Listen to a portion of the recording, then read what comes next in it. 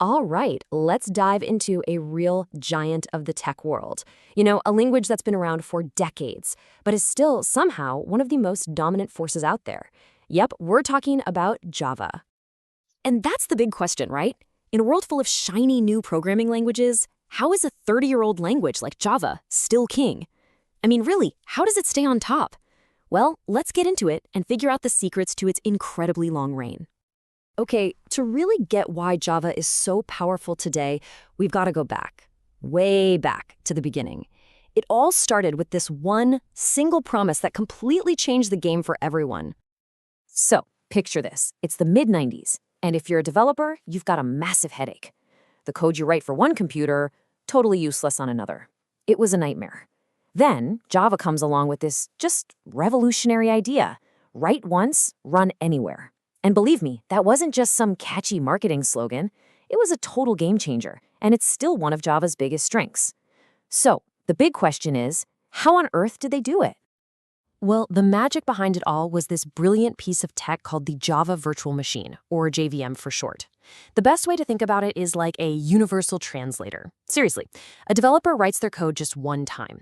Then, the JVM that's sitting on your Windows PC or your Mac or a server or even your phone, it takes that exact same code and translates it into something that specific machine can understand.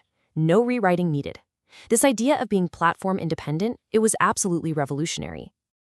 So that foundation is obviously super important, but let's be real. That was decades ago. Let's fast forward and see where Java's kingdom actually rules today. And I think you're going to be surprised just how much of your daily life is powered by it. Go ahead, grab your phone. If it's an Android, guess what?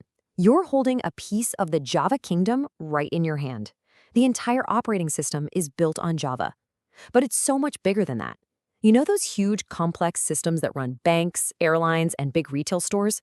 Yeah, a ton of those are running on Java. And what about the secure websites you visit? A lot of them are built with powerful Java frameworks like Spring. It's literally everywhere. And here's the bottom line.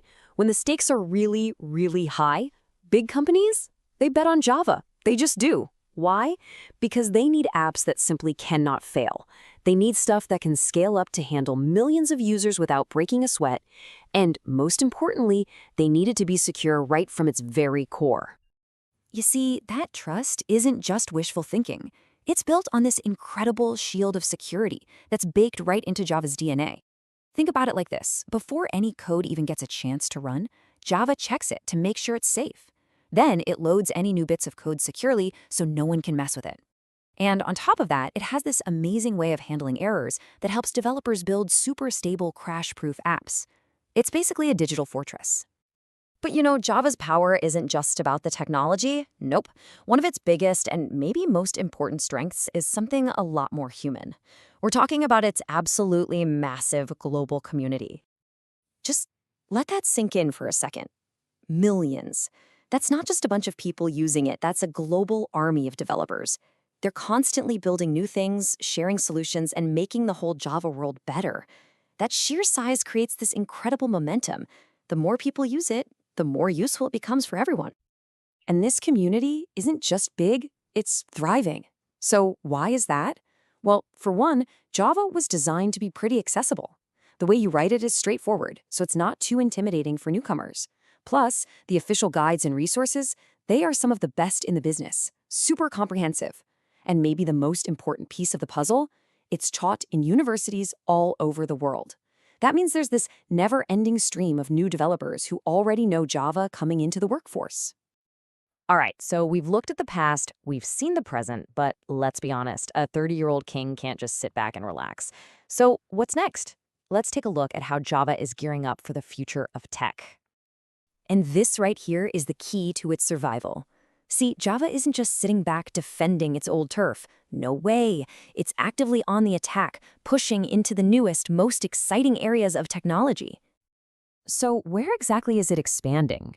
Well, just think about the biggest things happening in tech right now. Cloud computing, Java's rock-solid stability makes it perfect for those huge services we all use. Big data, its sheer performance makes it an absolute workhorse for crunching massive amounts of information. And yeah, even in the crazy world of AI, there are powerful Java tools being used to build smart, intelligent systems. It's not just keeping up, it's actively building what comes next. There's this quote that really just hits the nail on the head. It says, Java's ability to evolve is what keeps it going. And that's it right there.